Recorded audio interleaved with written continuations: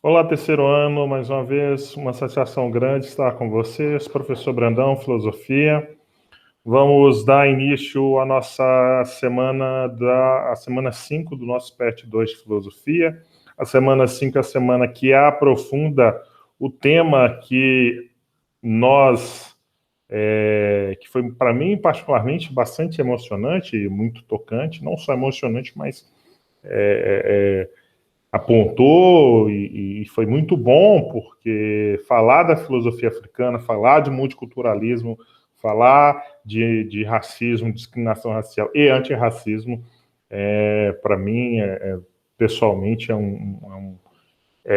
um lugar de fala do qual eu me sinto muito à vontade e do qual eu penso que seja importante falar e tratar desses temas aqui em sala de aula.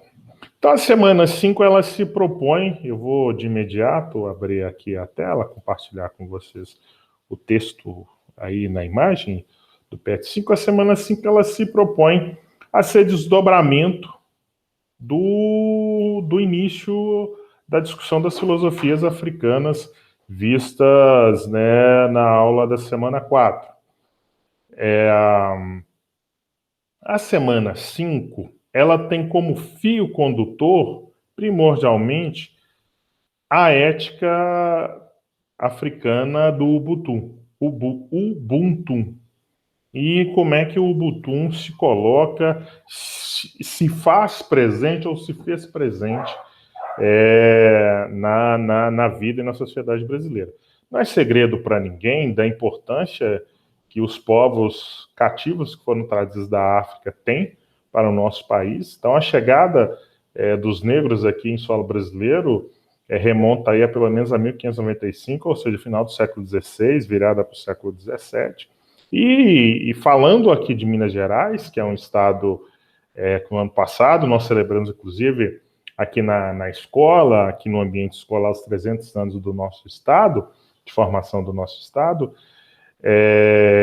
né, a partir em 1720, com seu desmembramento da capitania de São Paulo. Então, Minas tem no peso, né, nós somos mineiros em função, sobretudo, da nossa relação com as montanhas, com a atividade minerária, e a atividade minerária, ela infelizmente, na história do nosso estado, ela inicialmente foi feita em larga medida com o trabalho escravo de homens e mulheres que vieram cativos do continente africano para o nosso estado. Esses homens e essas mulheres de nações distintas deixaram marcas profundas no nosso jeito de ser, no nosso jeito de falar, no nosso jeito de se comunicar, de viver e de essa ideia da identidade do mineiro. Isso faz parte do legado desses homens e desses milhares de homens e mulheres que vieram para o nosso estado aí desde o final, possivelmente no início aí do século XVII.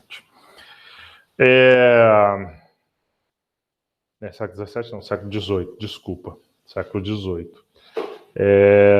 Eu quero, na aula, então vamos de imediato aqui já tratar do tema.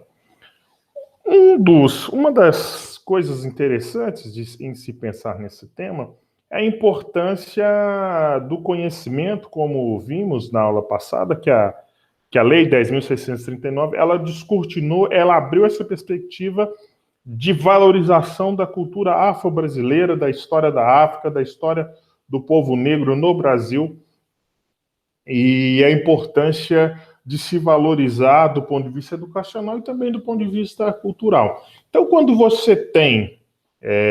eu relatei essa experiência, eu fui uma criança, um adolescente nos anos 90, na virada dos anos 2000, mas na minha época de escola, na minha época de idade escolar, do ensino fundamental, principalmente, as referências negras que nós tínhamos eram muito poucas, eram referências na música, eram referências no esporte, E na televisão, especificamente na teledramaturgia, as novelas têm importância grande no Brasil, essas referências eram muito escassas.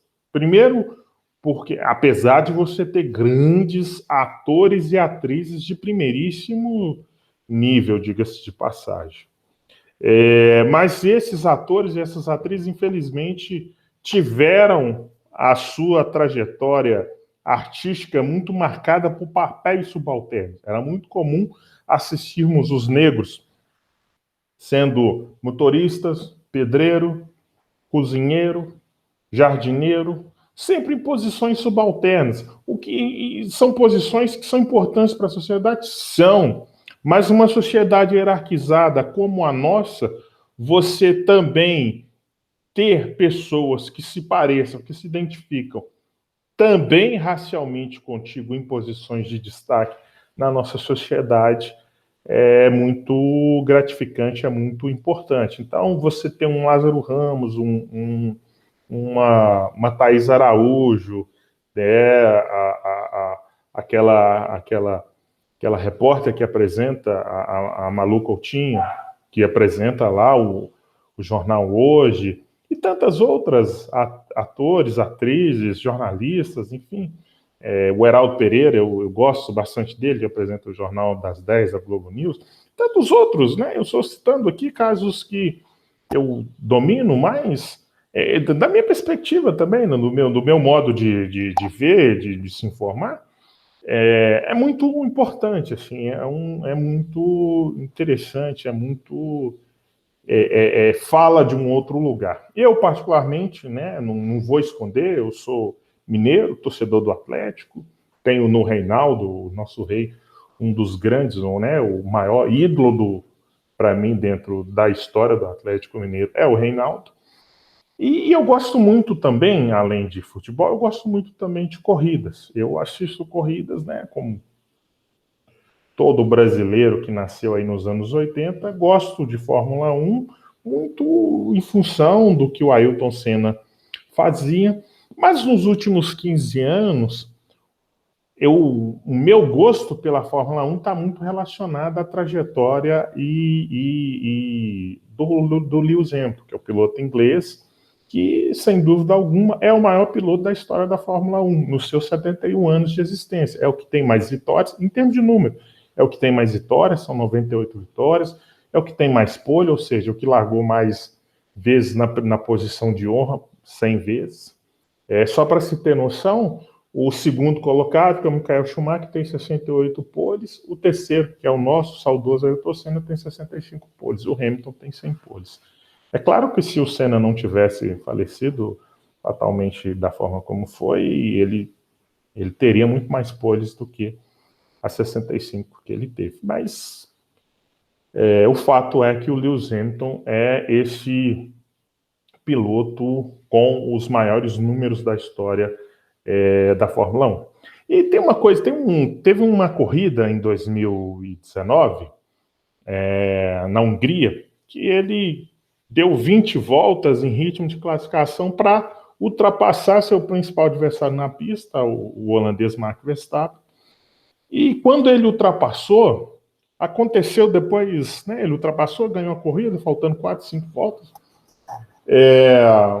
Mas no outro dia viralizou um vídeo de torcedores ganeses, né, de Gana, vibrando como se estivesse no estádio de futebol pela ultrapassagem do Hamilton. Eu vou mostrar para vocês porque isso tem a ver com o que nós estamos discutindo aqui. Vou interromper aqui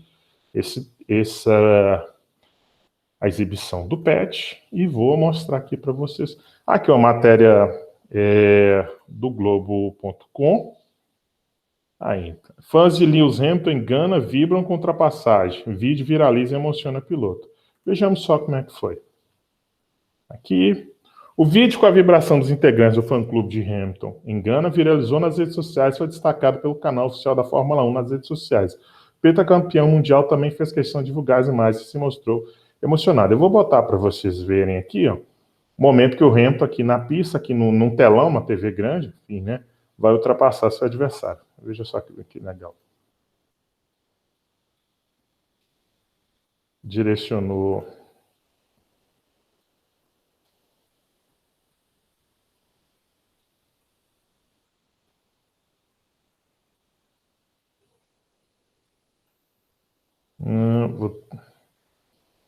Espera aí, que tivemos um probleminha técnico aqui. Vou ter que abrir uma outra janela, porque ele jogou no Instagram do Lewis Hamilton.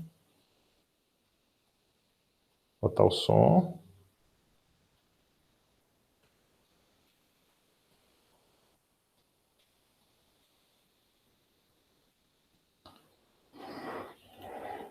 Vejam só, eles vibrando. Esse aqui estava muito feliz e eles vibram como se fosse, reparem só, apenas homens e mulheres negras. E eles vibram como se fosse um título de futebol. É um jogo, né? Como se fosse uma vitória de um time de futebol.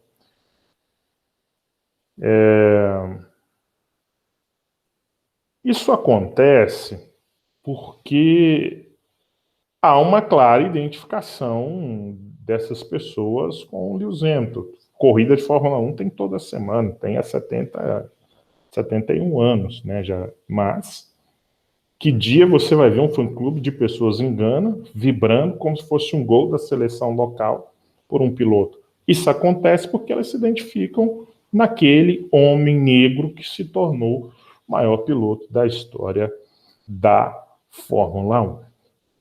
Então, feita essa introdução singela, a filosofia do Ubuntu, a filosofia do nós. Ubuntu é uma palavra que foi apropriada por demandas do capitalismo moderno. Nas palestras de coach ou de gurus motivacionais, ela significa algo todo tipo. Sou quem sou porque somos todos nós. Algo de verdadeiro nessa explicação. De fato, a filosofia Ubuntu propõe uma ética de responsabilidade coletiva. Como tudo no capitalismo, o capitalismo se apropria de tudo. E a escola de Frankfurt, né, os filósofos da escola de Frankfurt no século XIX, do século XX, desculpa, em meados do século XX, apontam para o que eles chamam desse processo de apropriação que o capitalismo faz do desenvolvimento da chamada indústria cultural, que o capitalismo faz de conceitos, sejam eles filosóficos, literários, da cultura popular. E com a ética Ubuntu não é diferente. Então, é chique esses coaches, e eu não vou mentir para vocês não, que eu tenho uma preguiça danada desses coaches. Tem coach para tudo na vida. E, sendo muito sincero, a enorme maioria dos tais coaches são extremamente despreparados para orientar, para construir projeto de vida, ou seja ele para quem seja, para qual for. É uma coisa assim, é um monte de frases prontas sobre qualquer aspecto da vida, faltando materialidade, conhecimento, profundidade, uma determinada temática. Parece muito com os influencers digitais, né? São outros também que falam sobre qualquer coisa e falam besteiras aos montes sobre essas coisas. O Ubuntu, na visão aqui do filósofo Mogombe Ramos, lá da Universidade da África do Sul, diz o seguinte: a noção fundamental da epistemologia, ou seja, da teoria do conhecimento e ética Ubuntu, é tomada emprestada do termo Chimalenga, a filosofia do nós. Nos termos dessa filosofia, os princípios da partilha, da preocupação e do cuidado mútuo, assim como da solidariedade, constituem coletivamente a ética do Ubuntu. A noção de comunidade na filosofia Ubuntu provém da premissa ontológica de que a comunidade é lógica historicamente anterior ao indivíduo. Com base nisso, a primazia é atribuída à comunidade e não ao indivíduo. Entretanto, disso não se segue que o indivíduo perca sua identidade pessoal e autonomia.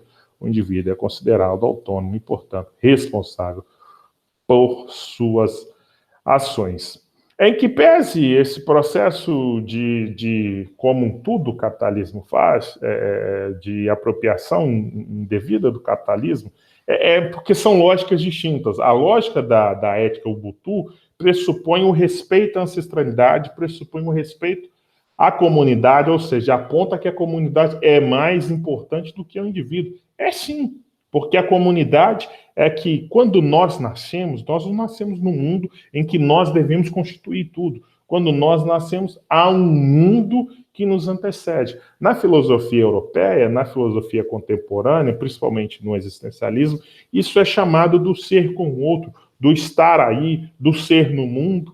Então, esse estar com o outro pressupõe a força e o respeito à ancestralidade, pressupõe a valorização daqueles que nos antecedem, ou seja, nós somos o que somos porque atrás de nós houveram mulheres e homens e mulheres que nos educaram e que criaram as condições para que nossa individualidade possa aparecer dentro de um determinado contexto. Tem uma história aqui muito interessante, criada aqui pelo professor Alexandre Nascimento, e ele imagina uma visita. Ele fala de uma visita que fez à África do Sul e ele lembra de uma experiência muito interessante, né? Ele visitou uma comunidade de etnia Zulu e fez tudo ao longo do dia, almoçou, conversou, enfim, teve uma experiência coletiva dentro dessa comunidade. E todas as coisas que ele fez, os diálogos, as conversas, café, o almoço, enfim, as refeições foram feitas de forma coletiva. As brincadeiras também foram feitas de forma coletiva. E ele ficou muito feliz com isso. E aí, no final, ele pegou algumas crianças dessa comunidade e ele trouxe uma bola, disse para ela, olha, vou fazer o seguinte, vou fazer uma risca aqui, estava num campo, riscou de um lado, e quem chegar primeiro do outro lado ganha a bola. O que as crianças fizeram? Correram todas elas de mão dadas e chegaram juntos do outro lado. Ou seja, a bola não seria do Zezinho, da Maria da Cebola, do fulano, Não, a bola é da comunidade. A bola é um bem coletivo de todos. Olha que coisa, exemplo bonito, mostrando a coletividade, a importância de uma ética, do respeito coletivo.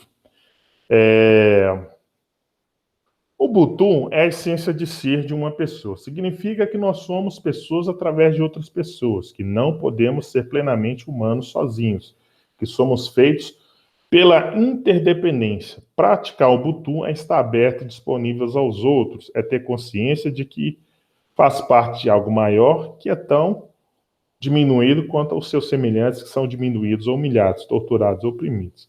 A pessoa ou instituição que pratica o Ubuntu reconhece que existe porque outras pessoas existem. Reconhece, portanto, que existem formas singulares de expressão da humanidade e singularidades com igual valor.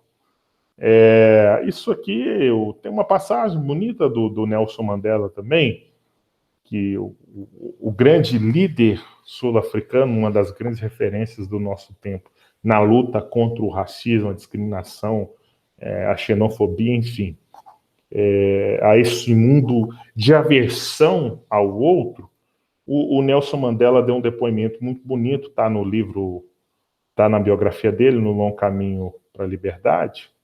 Eu sou muito feliz porque eu tenho vários livros do Mandela, especialmente essa biografia, ela já esteve exibida aqui, acho que na aula passada, inclusive. Mas diz o seguinte, Nelson Mandela: eu lutei contra a dominação branca e lutei contra a dominação negra. Eu tenho prezado pelo ideal de uma sociedade democrática e livre, na qual todas as pessoas possam viver juntas, em harmonia e com iguais oportunidades. É o ideal pelo qual eu espero viver e que eu espero alcançar. Essa citação do Nelson Mandela é fantástica, porque o que o Nelson Mandela está mostrando? Olha, eu fiquei 27 anos preso por um sistema injusto, que era o sistema do apartheid, que separou negros e brancos na África do Sul, não só negros e brancos, porque eram negros, indianos, enfim, mas, a grosso modo, negros e não negros na África do Sul, brancos e não brancos na África do Sul, correto assim dizer, e o Nelson Mandela foi preso por esse sistema, por lutar contra esse sistema que separava e dava melhores opções de oportunidades econômicas, sociais, políticas, culturais a minoria branca de origem holandesa e relegava a maioria não branca às piores posições sociais, econômicas, políticas e culturais. A participação política era muito baixa, diga-se de passagem.